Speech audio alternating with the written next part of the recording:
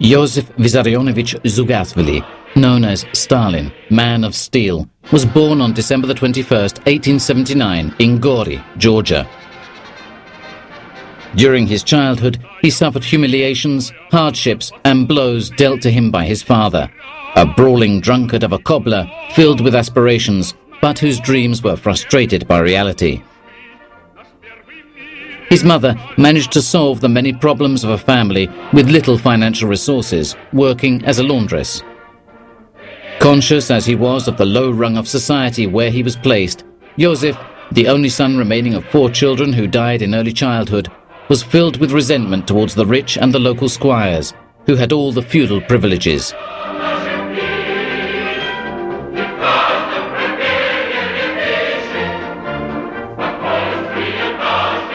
His mother had a future as a priest in mind for Joseph, so, at the age of 9, she sent him to the parish school in Gori, and then to the seminary in Tiflis. Joseph lost no time in discovering that images quite different than liturgical ones were flashing through the minds of a large number of the boarders, and he enthusiastically adapted to the seminary's rebellious atmosphere. Love for the land of Georgia, hatred for the oppressive Russians, and hatred for all forms of repression, including that regarding the reading of banned books, Darwin, Mill, and Chernyshevsky, was rampant. Nationalism was therefore the aspiring rebels' first school. In the meantime, workers discovered their strength and organized the first strikes under the flag of the new socialist and Marxist ideals. The double life of the seminarian revolutionary came to an end when he was expelled from the seminary. All traces of Joseph were lost for many months. He reappeared to organize the 1901 May Day festivities, but the omnipresent Tsarist police forced him to flee.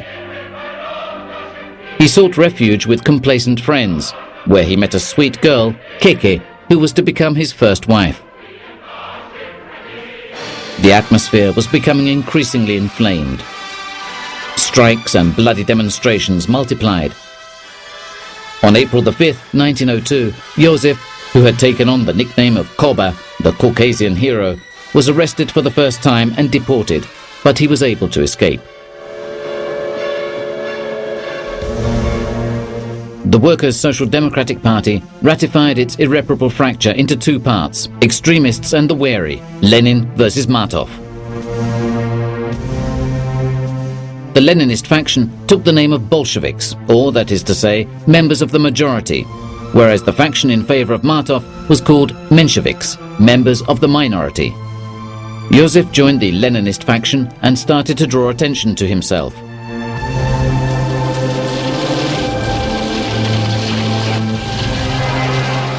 "1905 was the year of the revolution, when the Tsarist guards fired on the crowd.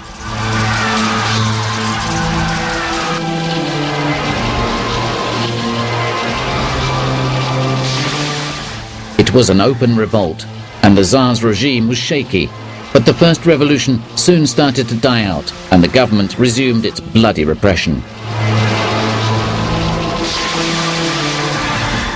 The Bolsheviks reacted by organizing guerrilla warfare, but enormous sums of money were needed in order to continue the struggle.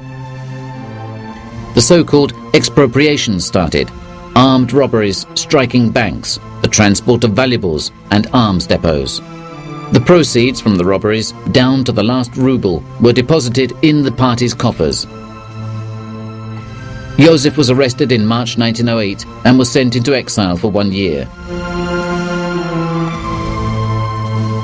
The same thing happened in 1910. 2 years later, he escaped from prison and was able to reach Petrograd, where he contributed to the establishment of the newspaper Pravda. Arrests and escapes followed one another. Joseph became Stalin by adopting the pseudonym that Lenin personally proposed.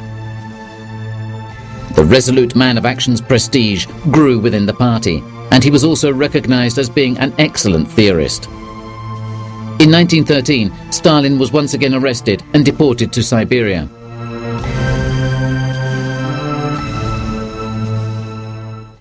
Amen. In 1914, Germany declared war against Russia.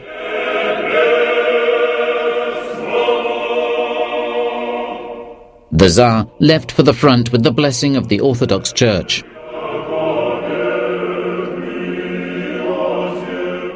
The Russian soldiers, poorly fitted out and poorly armed, fell in thousands on the battlefields.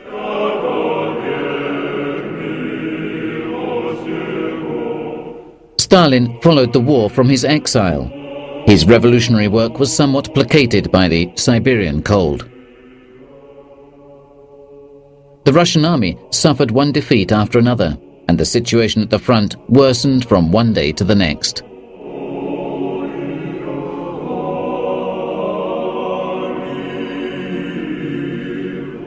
Desperate because of the absurd massacres of the war and famine, in February 1917, the women of St. Petersburg took to the streets demanding bread.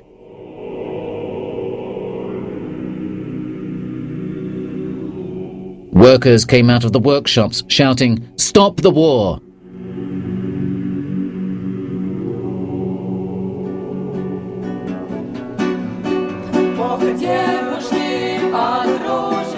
In 1917, there were two revolutions.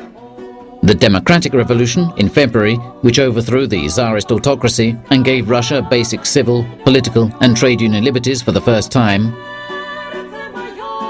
And the Communist Revolution in October, which, within a very short time, abolished those liberties. Stalin arrived in Petrograd, the former St. Petersburg, and ran into disconcerting political ideological chaos. He took over management of Pravda and started a cautious conciliatory policy. On the other hand, Lenin openly hurled abuse at the established government, calling it bourgeois. In his speeches to the people, he defined social democracy as a hybrid, and that power should be in the hands of the communists. And so, after attaining power, Lenin forced the dictatorship of the Communist Party on the former Russian Empire. He dissolved the Constituent Assembly with force. He brought the Soviets and trade unions under the dominion of the Communists. He banned all other parties. The social experiment commenced. Banks, factories and commerce were nationalized. He had redistributed the land to the farmers, but immediately afterwards he demanded forced deliveries and requisitions of agricultural products and created the first collectivist structures. During the first communist government, Stalin was a member of the Council of Ministers, or, that is to say, of the People's Commissars. The new Free Russia acknowledged the right to independence of all oppressed peoples. On December the 18th, Stalin officially declared the independence of Finland from Russia. It was the first public act of the Soviet of nationalities. Internal chaos, famine, and a progressive lack of confidence in Bolshevikism were a few of the serious problems that threatened the Russian nation. A great many alarmed voices were raised to denounce the rift in the offing between the people and the ruling party. A large part of the country protested.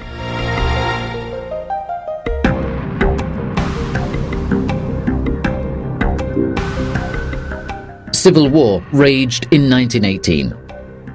It was not only a savage clash between the White Army, monarchists and liberals, and the new power, the communists. Other conflicts as well grew intertwined during this period. They were ethnic and national, especially in the Ukraine and Caucasus, and social. The workers' unrest against the harsh living and working conditions was widespread.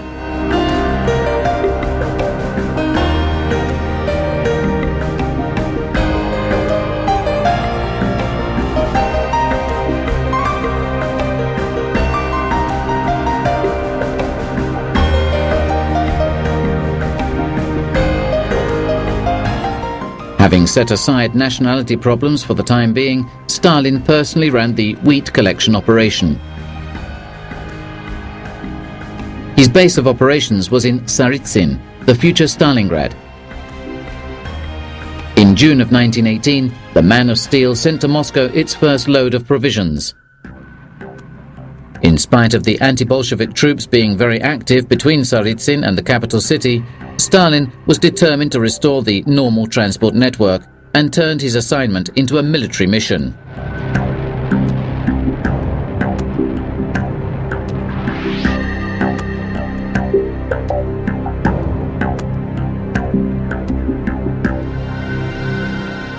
In 1919, the year the Civil War came to an end, Stalin was in Moscow where, together with Trotsky, he was given the top Soviet honor, the Order of the Red Banner.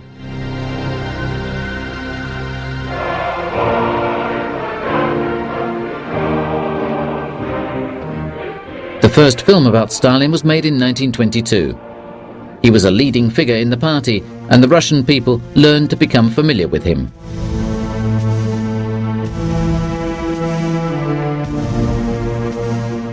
Stalin's speeches were recorded on a record and propagated in thousands of copies.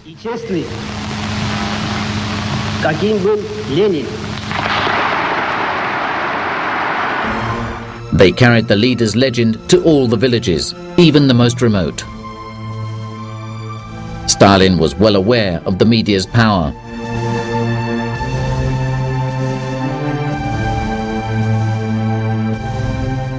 Comrade Joseph could be satisfied with the goals achieved. He was living in Moscow at the Kremlin with his new wife, Nadezhda Alyueva, whom he married in 1918 following the death of Keke. She was a girl 21 years his junior, but had grown up in the revolutionary atmosphere and was proud of her husband's importance. She had all the intentions of remaining by his side during the construction of the new communist reality. Stalin fine-tuned the mechanisms of his bureaucratic posts. They were not impressive posts, but they gave him the reins of power without anyone noticing. As Commissar of Nationalities, he controlled almost half of the population of the former Russian Empire. As Commissar of Workers and Peasants' Inspection, he controlled the entire government machine. Stalin was also a member of the Politburo, the highest ruling body of the party.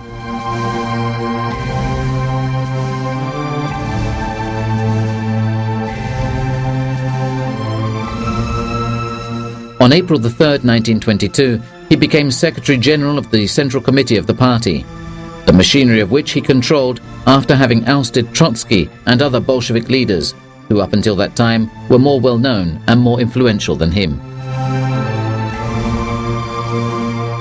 Lenin quit the political scene after suffering a stroke, which was followed by partial improvements and serious relapses. Lenin died on January 21, 1924. It was a tragedy for the communist world, but an unhoped-for piece of luck for Stalin, who saw the road to absolute power open up before him.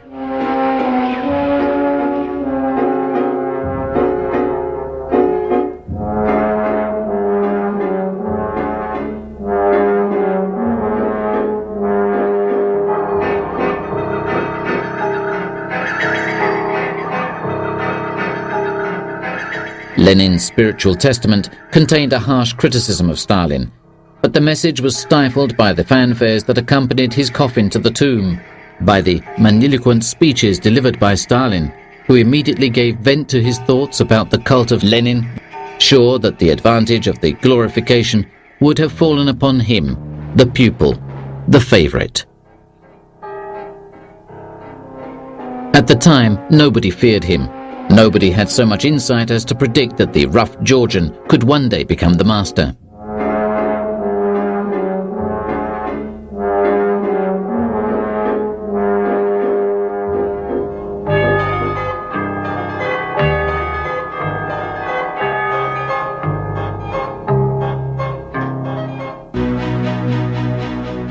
Lev Trotsky was the primary person responsible for the opposition to Stalin. Following Lenin's death, he became the point of reference of a large revolutionary faction.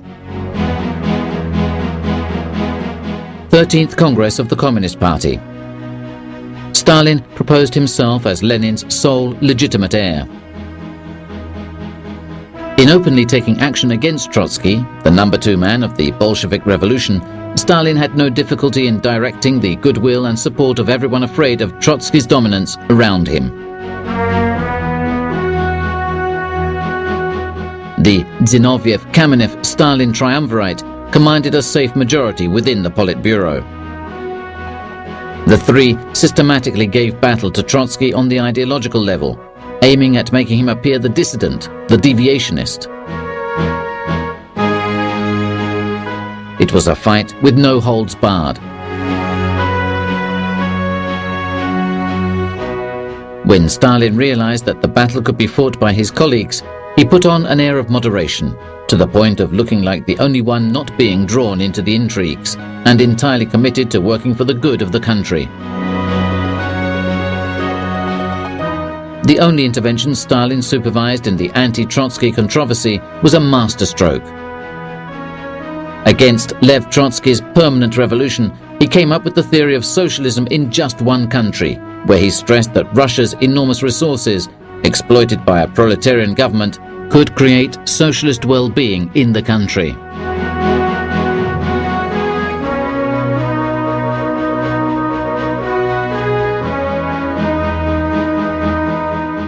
The former empire became the Soviet Union, a federation that united a large number of nationalities and extremely different ethnic groups.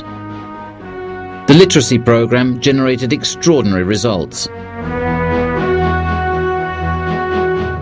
Surrounded by a menacing capitalist world, according to Stalin and the majority of the party, it had to count on its own forces in order to turn itself into a great industrial power within only 10 years. It had to build a huge energy complex and give priority to the heavy and military industries, while sacrificing the industry of consumer goods and agriculture, meaning the well-being of the people.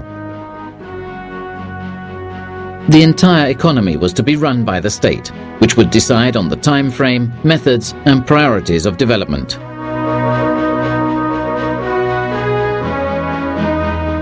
In the meantime, the struggle for succession continued in quick steps, and every step was a victory for Stalin. In 1925, the triumvirs forced Trotsky to resign from the Commissariat of War.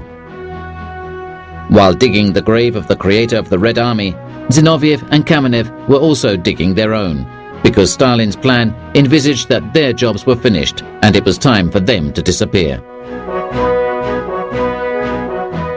Joining forces with some in order to defeat others who were more dangerous, and then appealing to a second group of allies so as to overthrow the first, was a tactic that the Georgian native put into practice systematically during the 1920s in order to gain absolute power. His main rival was neutralized in 1928.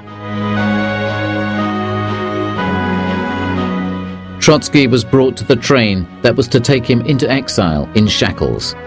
Stalin started using Trotsky's name as a synonym of treason. He eliminated Trotsky's followers, calling them enemies of the state. They became the ideal scapegoat, and all of the blame could be placed on them. The country's economic collapse, the workers' revolt, and the mistakes made by a disorganized government.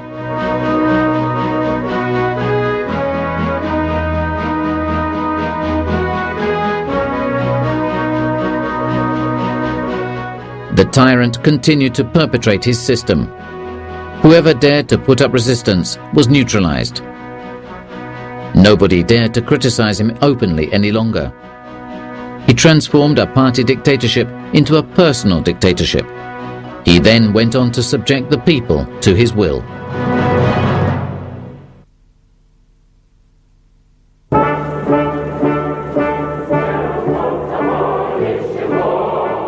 Russian history opens onto the Stalin era, marked by the cult of personality, by 5-year plans, and by the rapid transformation of the backward rural country into an industrial power.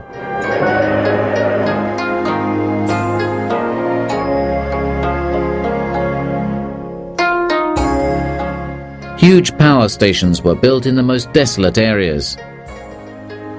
Industrial towns were linked to each other by an impressive railway network. Stalin turned the Red Army into the world's most powerful army. The Soviet war machine was born. Weapons factories turned out cutting-edge tanks. Aeronautics engineering produced jewels of high technology.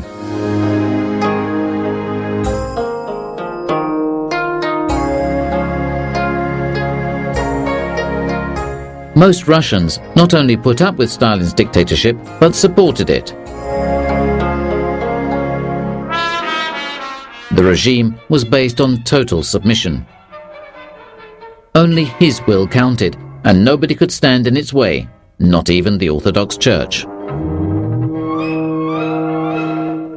Stalin ordered that the religious icons be destroyed.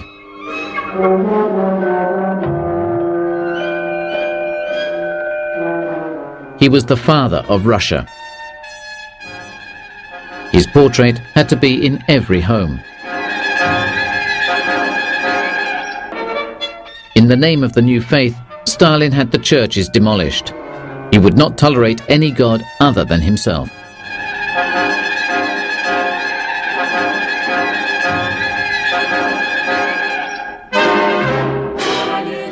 Large-scale farming, planned following the most modern techniques, could not prosper unless it was supported by an industry just as advanced. Stalin launched his campaign for rapid industrialization, appealing to patriotism. The first 5-year plan was passed in 1928. Thousands of young people worked in the factories, dreaming of the future wealth of the socialist fatherland. The abolition of the same wages for everyone, which was one of the tenets of early Bolshevikism, triggered rivalry and disastrous attempts of emulation in the vain hope of increasing personal gain. The annual growth rates were incredible. They went as high as 20%. The quantities of coal, iron, gold, steel, cast iron and oil to be produced multiplied. Licenses, machinery and plants were bought.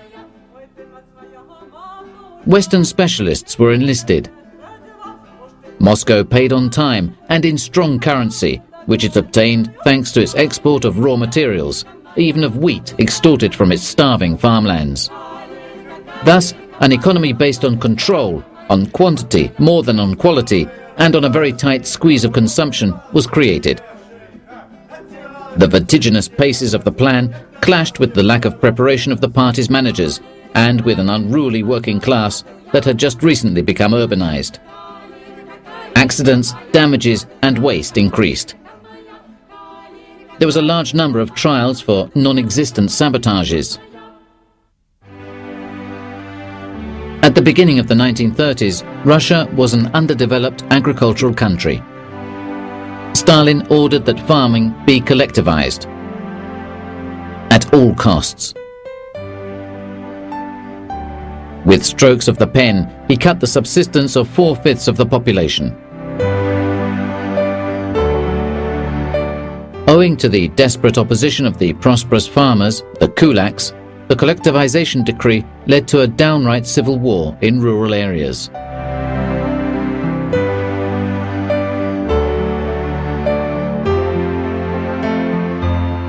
A violent wave of requisitions rapidly increased.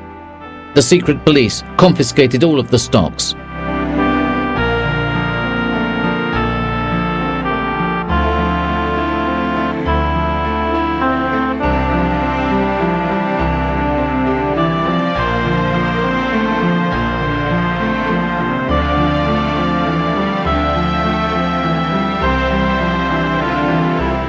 Propaganda denounced the well-to-do landowners as being enemies of the people who had to be wiped out as a social class.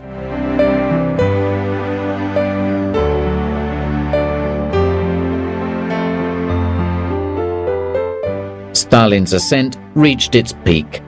At the age of 50, he was master of 1/6 of the planet and the architect of a new world. The violent cult of his figure was glorified by a large quantity of statues, busts, portraits, films and posters.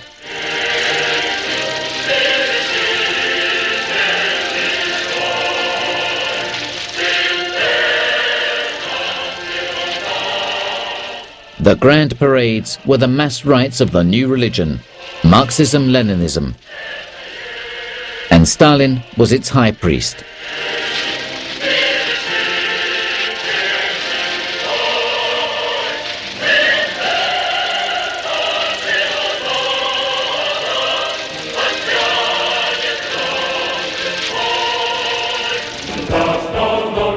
November the 7th, 1932, was the 15th anniversary of the October Revolution.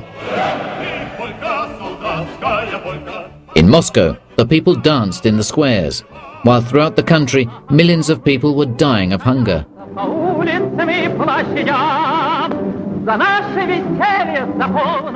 Following a year of famine, living in the year 1933 was extremely difficult.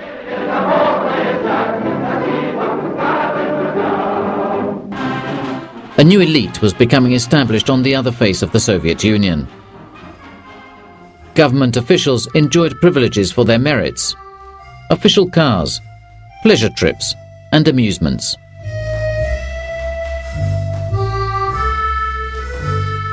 The chaos brought on by Stalin's industrial reform lasted until 1934, when the dictator was able to announce the first positive results to the 17th Party Congress.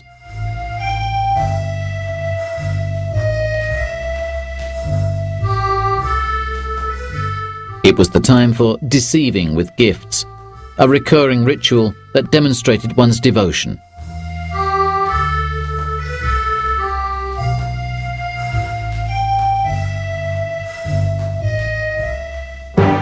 Stalin had performed the miracle.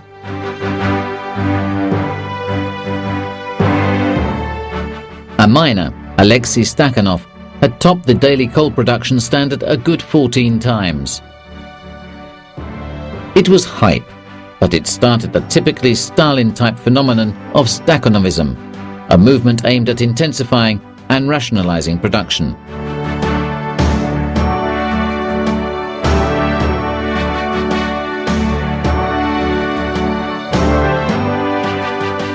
Electric power reached the entire country.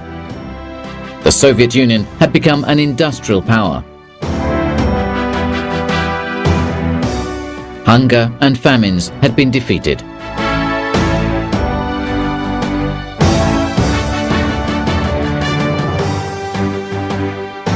In that same year, the special tribunals came into being. The purges and executions started. A decree dated April the 7th, 1935, ordered that all penalties, including the death penalty, be imposed, even on young people over the age of 12. Another decree stated that anyone trying to expatriate was to be shot, and their relatives were to be deported.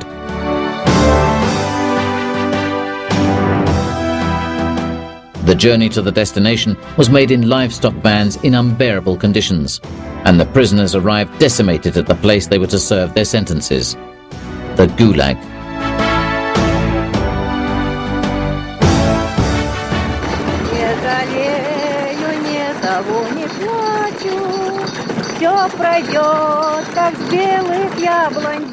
It was the author Alexander Solzhenitsyn who made the word Gulag universal as a synonym of Soviet concentration camps.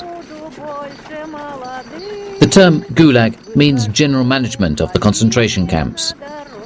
Whoever did not produce was shot as a saboteur. Typhoid and scurvy were endemic. The mortality rates were extremely high. Mass shootings raged. They were real reigns of horror. But for the Soviets, the concentration camp was a re-education institute.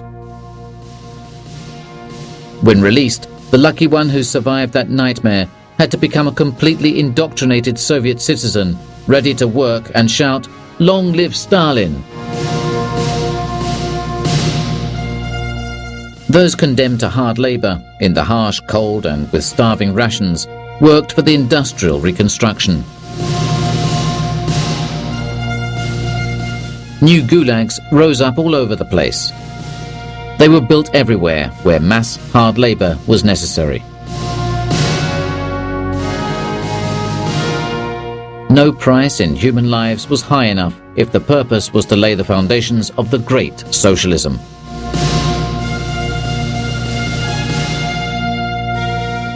Administration of the camps and of the entire Gulag system regarding the mass slaughter of those condemned to hard labor was set up in an extremely efficient manner. The lives of individuals had no value whatsoever. The camps were a slave institution like no others. The entire system was built on violence, on falsehood, on brutality, on blood, and on heaps of cadavers.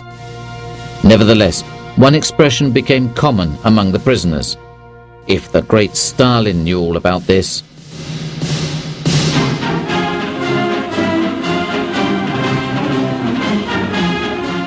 Stalin enforced the purge on the lower ranks of the party and administration, on relatives and friends, on the common people.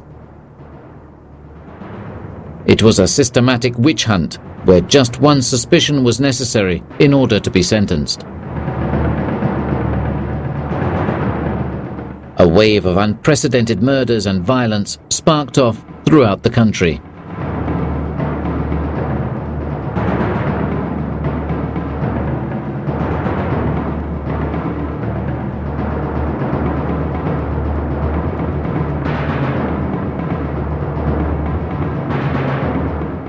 Even the army fell victim to the so-called Great Purge. Stalin was afraid of the soldiers. He feared that they could turn against him. There was not one single conviction in all of the Soviet Union that Stalin was not aware of.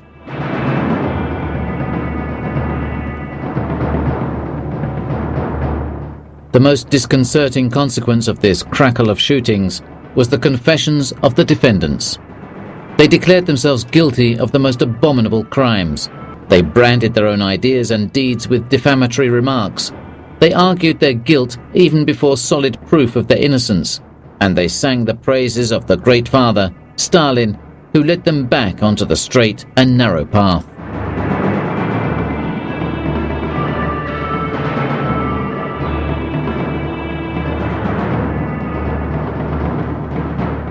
The legend triumphed. Stalin, the friend of the people, the friend of children. The setting he preferred was that of children running to him, offering him flowers.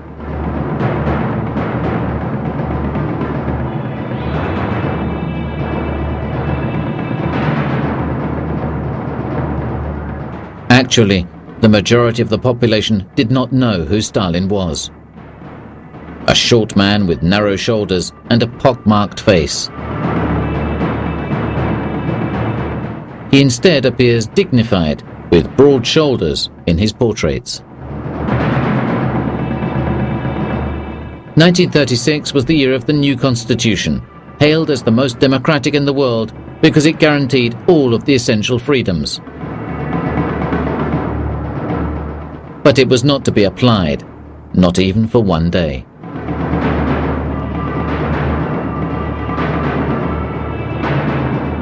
It was also the year of the huge trials with which Stalin, morally and physically, made short work of not only the entire ruling group that had formed around Lenin, but also a few of his supporters that he considered untrustworthy or weak. Stalin wanted to force his cast-iron power on the party, and saw in its members possible rivals or witnesses or compromising accomplices.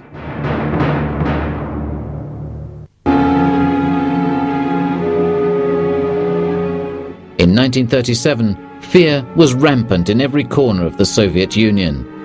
The fear of spies. Stalin started a manhunt without precedent. Making secret accusations became the main duty of a good citizen. Informers were recruited by the secret services, and their assignment was to expose at least 5 people. If they were able to provide only 4 names, the 5th was theirs. If someone bore an old grudge against someone else, all they had to do was report that person as a suspect, and he was immediately arrested. Confessions were extorted with torture. The defendant would confess to any crime under the pressure of physical pain, even those they had never committed.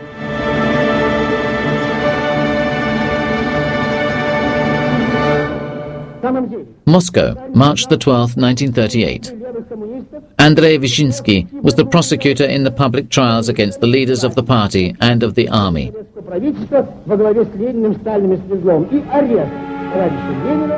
The defendants put on trial by Stalin were Grigory Zinoviev, former president of Socialist International, party leader Kamenev, Karl Radek, a revolutionary who supported Trotsky, Mikhail Tuchachevsky, chief of staff of the Red Army, Nikolai Krestinsky, ambassador to Germany, Alexei Rykov, former chairman of the council, and Nikolai Bukharin, party theorist.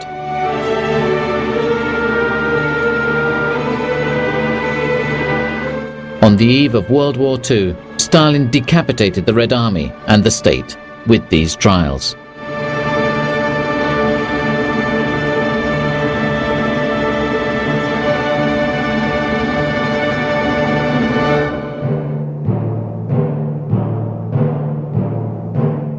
Russia was politically isolated, and its borders were practically open to potential attacks.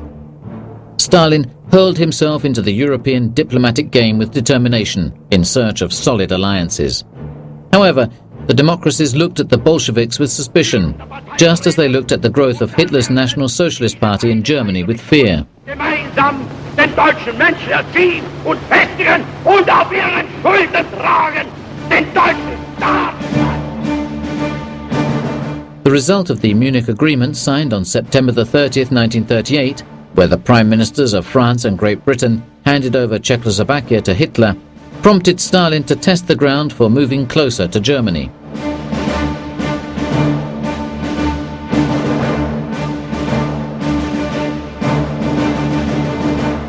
Hitler himself was extremely interested in coming to an agreement with Russia, as his plans included the invasion of Poland, and nothing was more important than security to the east.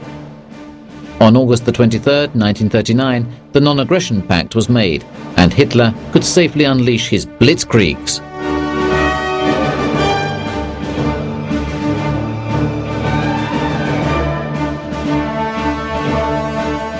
On September the 1st, the Wehrmacht attacked Poland. According to a secret clause in the pact between Hitler and Stalin, the war booty was to be divided. Not only Poland, but Stalin could also take the Baltic countries, Finland, and part of Romania, all lands that had at one time belonged to the former Tsarist Empire. Stalin sent the Red Army into a Poland that was already on its knees.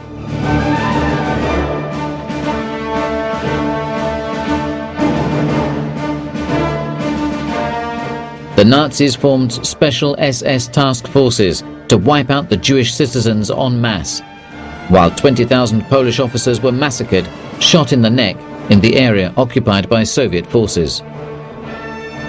That was one of Stalin's war crimes.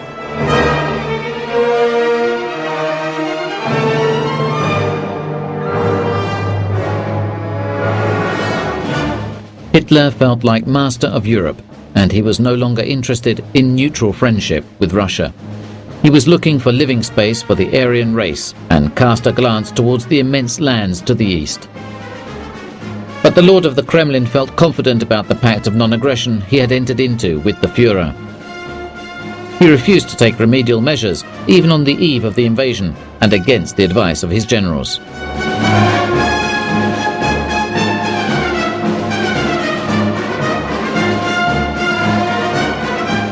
In the meantime, anyone anywhere in the Soviet Empire considered a potential rival of the tyrant was liquidated. Stalin's long reach even extended to Trotsky, all the way in Mexico. On August the 20th, 1940, an assassin killed him with an ice axe.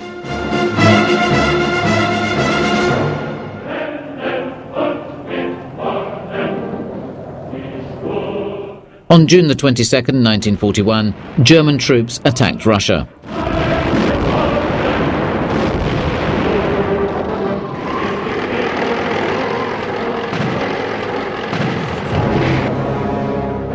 The Red Army, weakened in its executive cadre by the recent purges, reported conflicting behaviors ranging from mass surrenders to episodes of genuine heroism and devotion.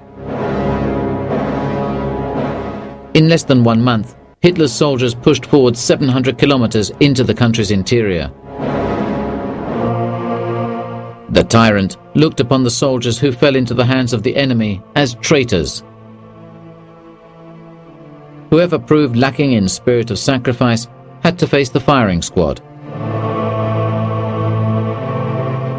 The death sentences of the so-called enemies of the people were carried out every day.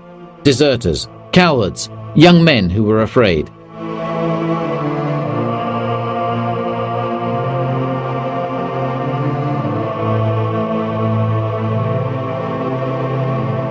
The Germans were 30 kilometers away from the capital, but the winter, the Russians' traditional ally, halted the Nazi invasion.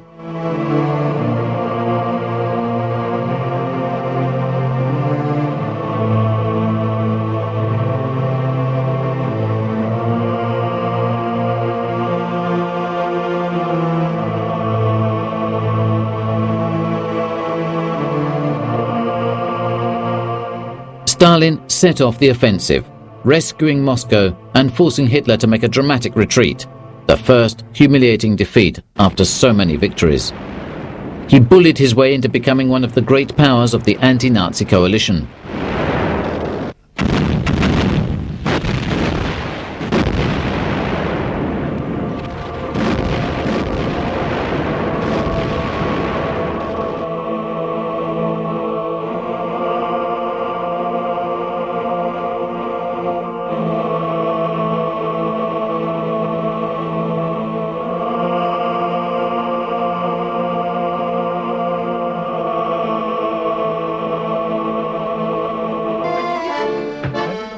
Hitler's army reached Leningrad in September of 1941 and subjected it to a dramatic siege.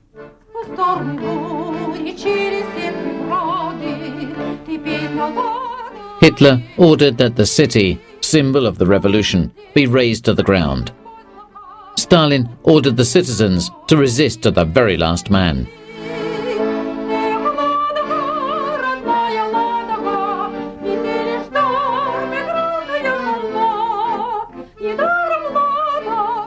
Never before had a city experienced such a hell of suffering and death.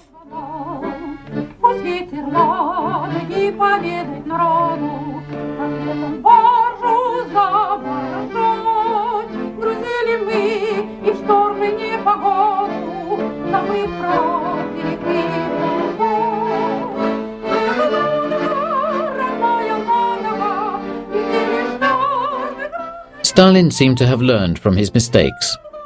He gave his generals greater freedom of action and let them win their battles, while then covering himself with their glory. The German armies reached Stalingrad in the spring of 1942. Stalingrad was a symbol as well. It was called Tsaritsyn during the Civil War, when Stalin received his baptism of fire. The German Air Force bombed it savagely. 50,000 civilians died.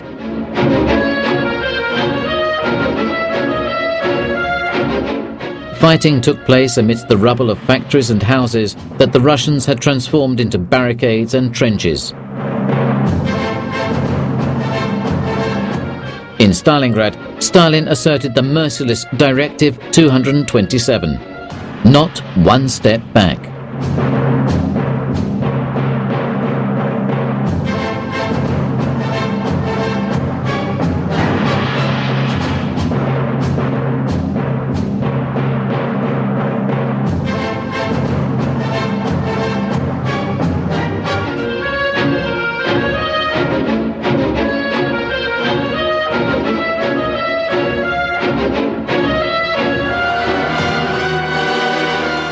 Von Paulus surrendered to the Red Army on February 2, 1943, against Hitler's will. Stalin's son, Yakov, was held prisoner by the Germans, and when the dictator was told of the proposal to exchange his son with von Paulus, he decided it was unfair to exchange a general with a young officer. Yakov died in a concentration camp after throwing himself against the high-voltage barbed wire fence in 1943.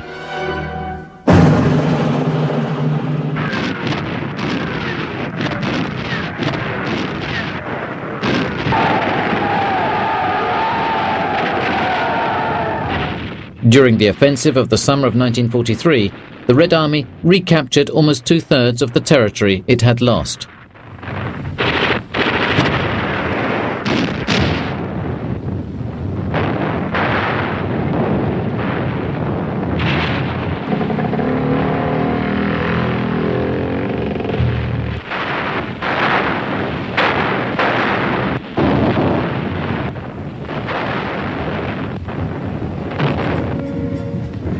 While Stalin was following the war operations carried on by the High Command of the Red Army from Moscow, he introduced some changes to his domestic policy.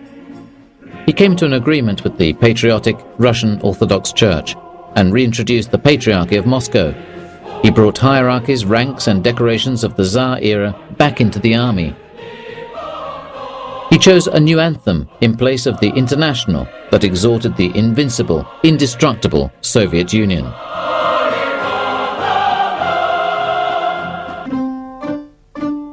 The first Allied summit took place in Tehran in 1943. It was Stalin's first great political diplomatic victory. Roosevelt was interested in associating Stalin with the building of the United Nations in order to ensure peace over the next few decades under the aegis of the victors.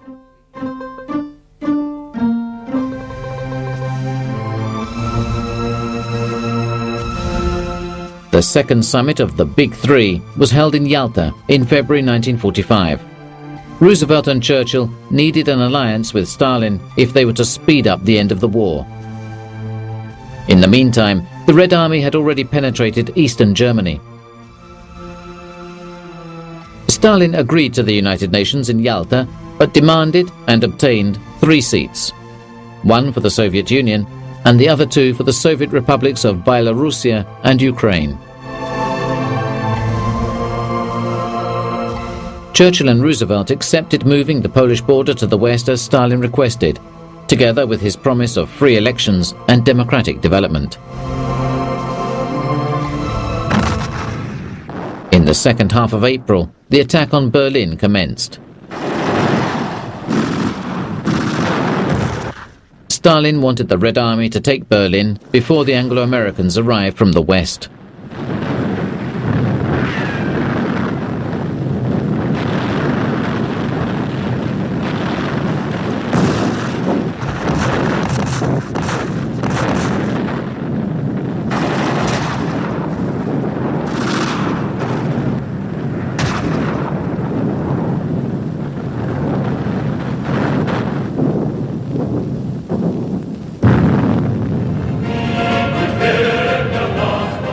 Berlin was captured after a storm of fire.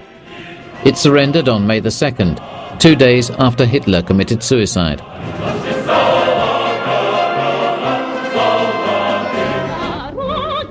After the atomic bombs were dropped on Hiroshima and Nagasaki in 1945, the Allies had won the war.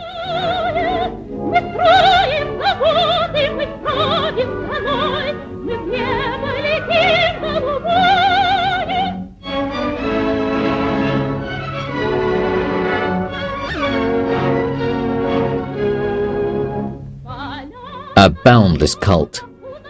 Stalin wanted to be thought of as the invincible general who had defeated Hitler. The victory cost the Soviet Union a very high price.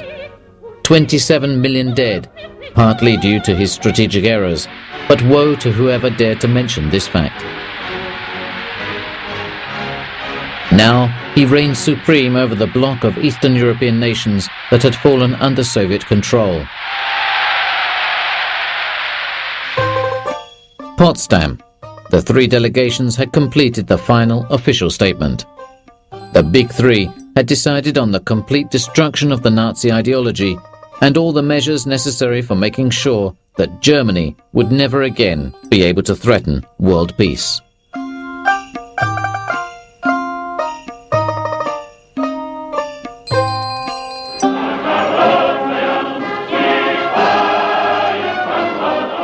The dictator's xenophobia and paranoia played an important role in forming policy for a new world.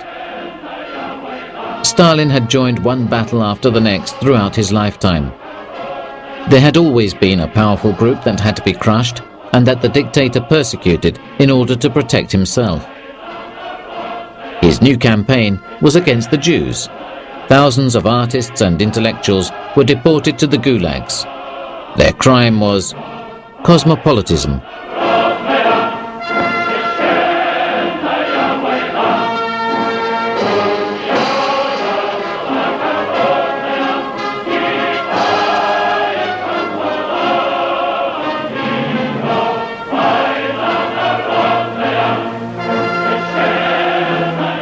The halo of glory that shone on the head of the man of steel throughout Russia was soon to be extinguished. The new situation went back to being very similar to that of before. Little food, shortages of means of production, new sacrifices imposed on the population, and an impenetrable iron curtain so as to totally isolate the Russians from the capitalist world. Bolshevik consciousness returned to being popular. In the meantime, tension between the West and the East worsened. The United States opposed the Bolshevik political development in progress in the East with the Marshall Plan, with which it got a Western Europe of American influence back on its feet so that it would face up to the Eastern Communist bloc. In March of 1947, the United States officially endorsed the Cold War.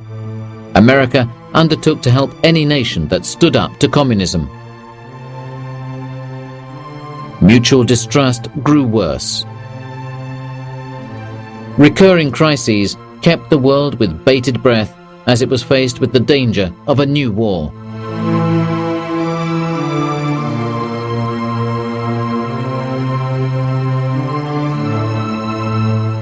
Four years after the United States, Stalin had the atomic bomb as well.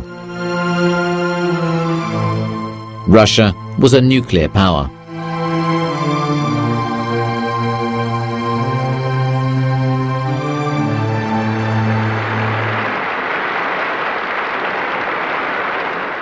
Moscow, December the 21st, 1949, at the Bolshoi Theatre.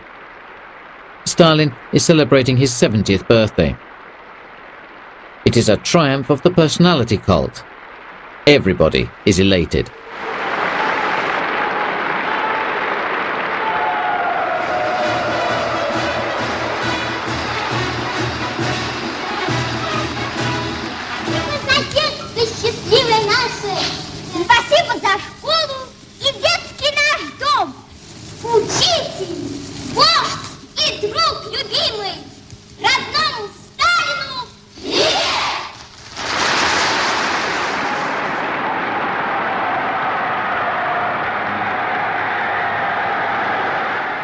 Father of the people, humanity's greatest genius, leader of all progressive humanity. The Stalin cult had reached its zenith.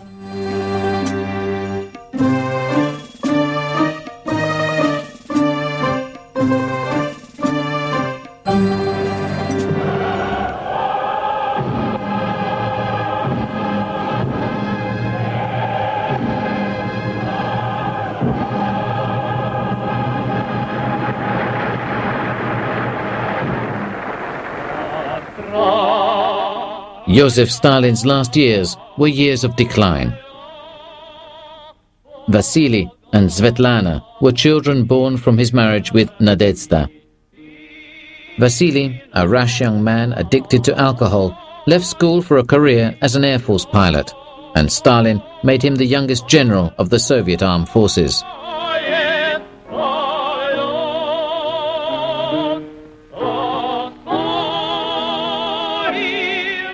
Svetlana, who was her father's darling, came into open conflict with him as an adult.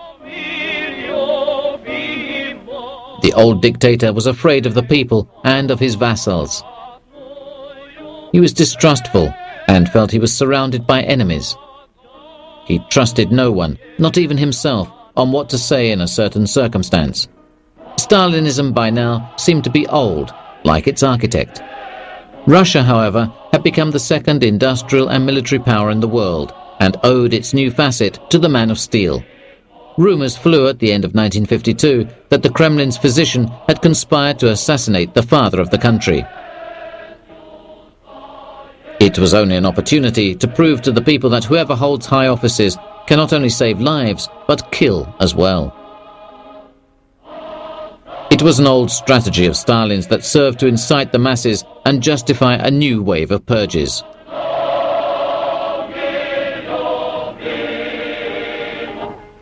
All of that was to come to an end only upon his death.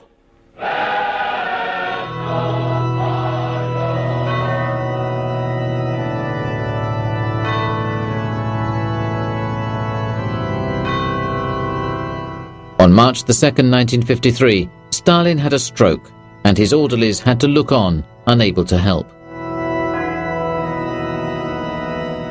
On March 5th, the official press agency announced that Stalin had died due to a brain hemorrhage. He was 73 years old.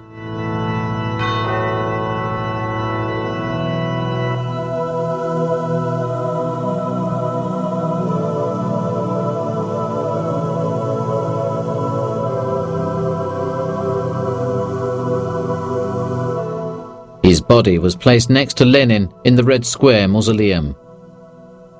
Amongst the people, there were those who wept at the news of his death and those who sighed with relief. Sirens throughout the communist world sounded for 1 minute in sign of mourning.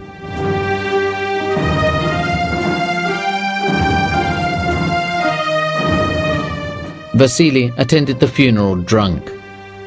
He was later discharged from the army and then spent the rest of his days in prison. Svetlana left the country her father had ruled with an iron fist and applied to the West for political asylum.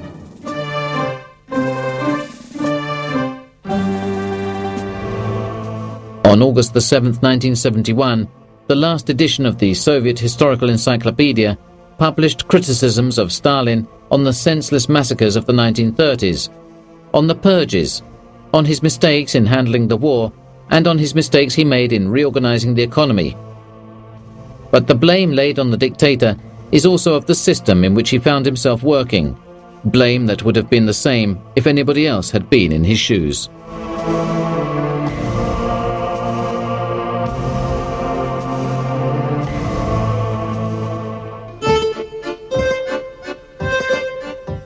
Stalin, the Red God.